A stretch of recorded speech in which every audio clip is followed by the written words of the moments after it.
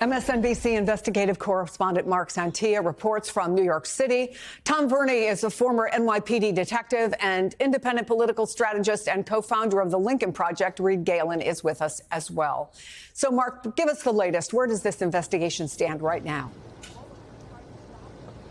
Chris, right now, the building you can see behind me is still closed to the public as the NYPD crime scene unit has been going in and out all morning. Law enforcement sources tell us the gunman fired more than 50 times inside that lobby as well as the 33rd floor. You mentioned a note, Chris, that note that was found on the gunman. The NBC team here, we have seen that note, some details, and I also want to give you some context. The note was a handwritten note that was found by police in the gunman's wallet.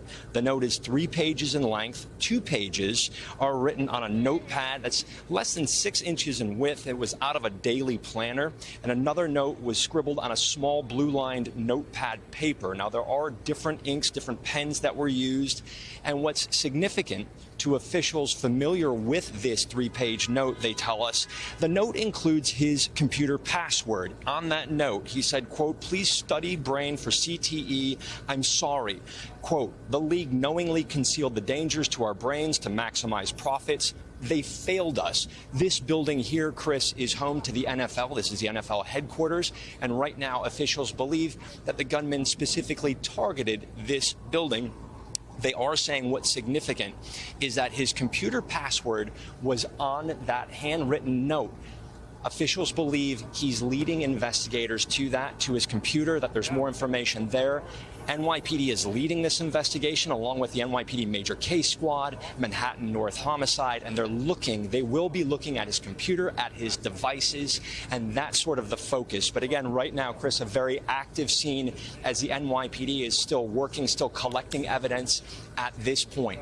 Chris, we'll send it back to you. Thank you for that. So, Tom, obviously the shooter is dead. There are at least some early indications of the motive.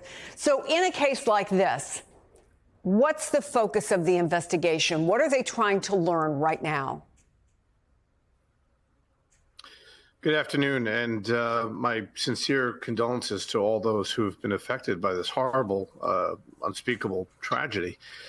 So the first thing we want to rule out, of course, is to make sure that this person was working alone, that they're not part of a network of people, or it's not some sort of terrorist incident of any kind, right? So I think we've pretty much ruled that out at this point. It seems to be a person acting on their own accord. They clearly had a mission. I mean, if you look at this is still photo floating around of him, just very casually walking into the building across this plaza with this long gun. And it's terrifying. I mean, in broad daylight, that someone could just be strolling along with a long gun walking into a very crowded commercial building. So, once we now can narrow down that this is the person that we want, and now we're just trying to ascertain the motive, and some of that seems to be already unfolding, right? We've heard some of this, I don't want to say manifesto, but his suicide note, which indicates some of the reasons or reasoning as to why he felt so compelled to just go in and indiscriminately just start shooting in a crowded commercial building such as this. I'm very familiar with this area. I used to work in this area. So it's very crowded pretty much at all times of the day. And the fact that someone could just walk in like this and just start, ripping bullets across a lobby and or throughout the building is just absolutely frightening.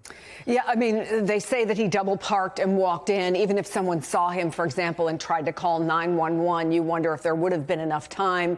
There's also that very chilling idea that he goes to the elevator and a woman comes off and he just lets her go before he gets on and pushes that button to go to the 33rd floor. But when you hear that 50 bullets were fired, I mean, as horrific as it is, and again, yes, our sympathies go out to the families. Does it sound to you like it could have been so much worse? Oh, my gosh, yeah. I mean, this is, and the one thing that we see in these mass shootings sometimes is that sometimes we don't know that of a motive, right? We never find out why this person just went, bananas with a gun that they shouldn't have had to begin with. And what we see this unfortunately all too often in a country awash in guns. There, are millions and millions of guns. There are more guns in this country than we have people. So, the fact is that this could happen literally at any time, at any place. And, aside from the other people who were killed, you had this poor police officer who is trying to provide for his family by working an extra job. And the fact that he was shot in uniform, I mean, this gunman didn't know that he was working overtime in a security gig to make extra money for his family, including an unborn child, unfortunately, that he'll never get to see. So, there's so many layers to this incident that are just so disturbing. And unfortunately, there's really not a heck of a lot we can do about it, that I can think of. Yeah, Reed, let's talk a little bit about the mental health issue of this. And this shooter indicated that he thought he had CTE from playing high school football, apparently. Medication was found in his car, although we have seen no reporting about exactly what that is. When Second Amendment activists say that it's the shooter, not the gun, and we repeatedly see that there is often a history of indications of mental health issues before a shooting takes place, is there a lack of will to deal with even that? Why are we seeing this over and over and over? Well, I think you just hit the nail on the head. It's a lack of will. And it's a, decades-long effort by organizations such as the NRA to ensure that any kind of restriction on these sorts of weapons is seen as some sort of slippery slope. As the gentleman noted, there are more guns in this country, but also, there's not a lot of weapons that can fire 50 rounds that quickly, even in a semi-automatic state. And, Chris, it begs the question, who was this gentleman's network? Who was around him? Who knew that he needed help? How did he get the weapon? How did he go almost 3,000 miles from his home in Nevada all the way to New York City without anybody hopefully checking in on the guy? Clearly they didn't. And I think we're spending a lot of time talking about the young police officer and he lost his life in the line of duty, but also, these sorts of things, as the victims and their families spider web out from here. And I think now we have a situation, Chris, where we have at least half the population, I guess, that has either been in the vicinity of a mass shooting or has been, either, on the receiving end or has been in a place where something like this was happening. And so I think that it starts with mental health. But again, I have never been a fan of the idea, it's not the guns that kill people, it's the people. Yeah, okay, but they need tools to do it. If he could not get an AR-15, but a hammer, right, would he have killed 5 people and himself? Probably not.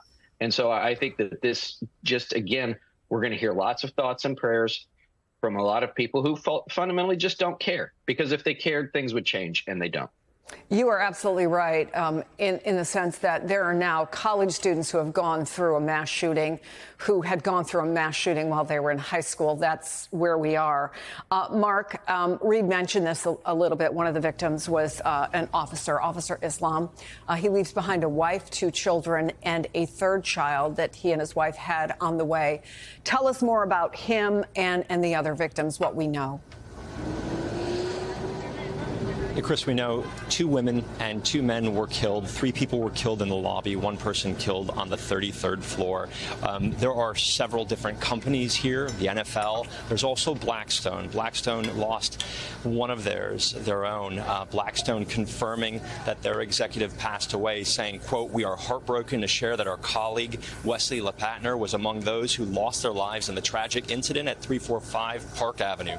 Words cannot express the devastation we feel. Wesley was a beloved member of the Blackstone family and will be sorely missed. She was brilliant, passionate, warm, generous, and deeply respected within our firm and beyond. She embodied the best of Blackstone."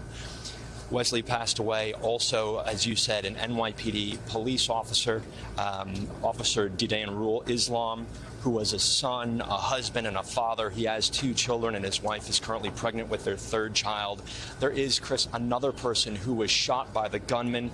That person works for the NFL. We're told he was shot and seriously injured, but officials say he is expected to survive. And we're in the middle of Midtown here, Chris, and there is a heaviness. People walking by, police officers, because many people work in the area, know the area, and know many of the lives who are affected. I know you're talking about the spider, like spidering out, and it touches friends and family and the community, and there's definitely a heaviness here. But NYPD are stressing at this moment that this was the act of a lone gunman. There's no further threat to the community.